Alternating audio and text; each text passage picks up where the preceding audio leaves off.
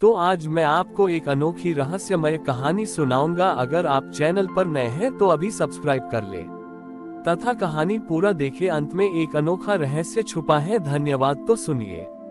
बहुत समय पहले की बात है, जब पृथ्वी के घने वनों और नगरों में एक अजीब सी समस्या उत्पन्न हो गई। मनुष्यों के पास अन्न था, धन था और कला भी था बड़ी, लेकिन उनके जीवन से धैर्य पूरी तरह समाप्त हो गया था।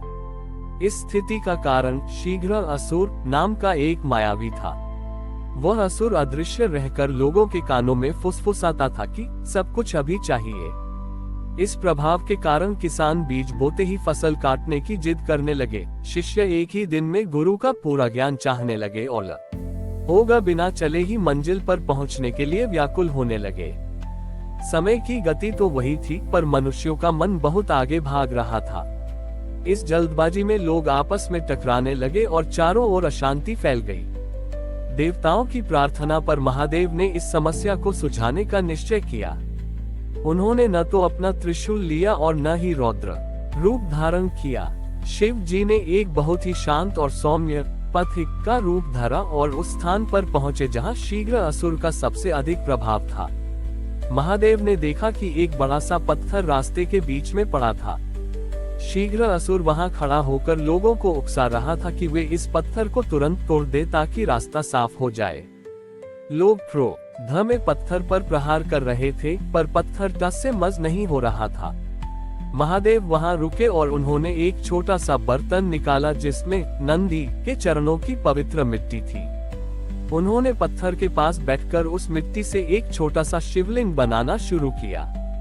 लोग चिल्लाने लगे, बाबा रास्ता साफ करो, तुम यहाँ क्या बैठ गए, हमें जल्दी जाना है।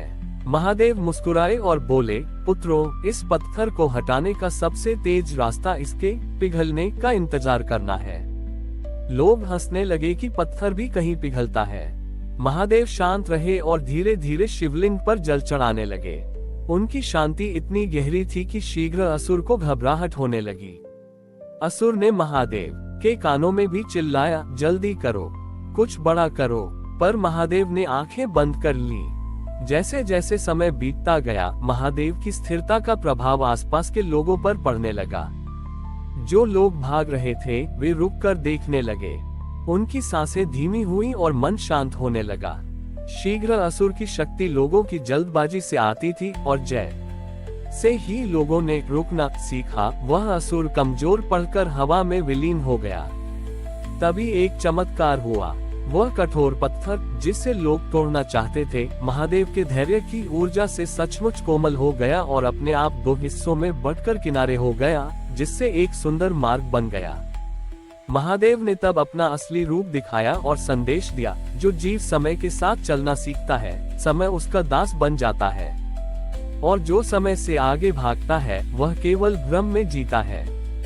उन्होंने सिखाया कि जीवन में कुछ चीजें केवल प्रतीक्षा और धैर्य से ही प्राप्त होती हैं। आज भी माना जाता है कि जब मन बहुत व्याकुल हो तो महादेव के उस शांत स्वरूप का ध्यान करना चाहिए, जो सिखाता है कि सही समय पर ही फल प्राप्त होता है। शीघ्र असुर के अंत और पत्थर के मार्ग बनने के बाद लोगों ने चलना तो शुरू किया, लेकिन अब उनके सामने एक नई चुनौती थी। मार्ग तो मिल गया था, पर वह मार्ग इतना लंबा और कठिन था कि लोगों के पैर थकने लगे।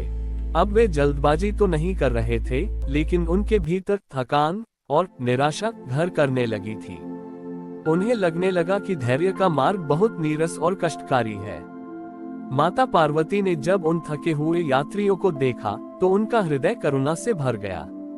उन्होंने महादेव से पूछा, प्रभु आपन उन्हें धैर्य तो सिखा दिया, लेकिन इस लंबे मार्ग पर चलने के लिए उन्हें उत्साह कहां से मिलेगा?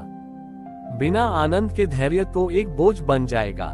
महादेव ने देखा कि मनुष्य धैर्य पूर्वक चल तो रहा है, पर उसके मन में कोई गीत नहीं है। तब शिव जी ने अपने गले से रुद्राक्ष की माला उतारी और उसके मनकों को हवा में बिखेर दिया। वे मन के जहां जहां गिरे, वहां वहां ऊंचे पहाड़ों से शीतल जल के झरने फूट पड़े और छोटे छोटे विश्राम स्थल बन गए। लेकिन महादेव ने यहाँ एक विशेष रहस्य छुपाया। उन्होंने हर झरने के पास एक अनुभव शिला स्थापित की।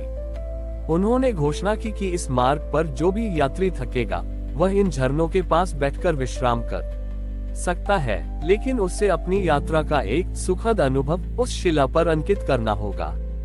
शुरुआत में लोग केवल अपनी थकान और दुखों के बारे में सोचने लगे, जिससे शिलाएं काली पड़ने लगी।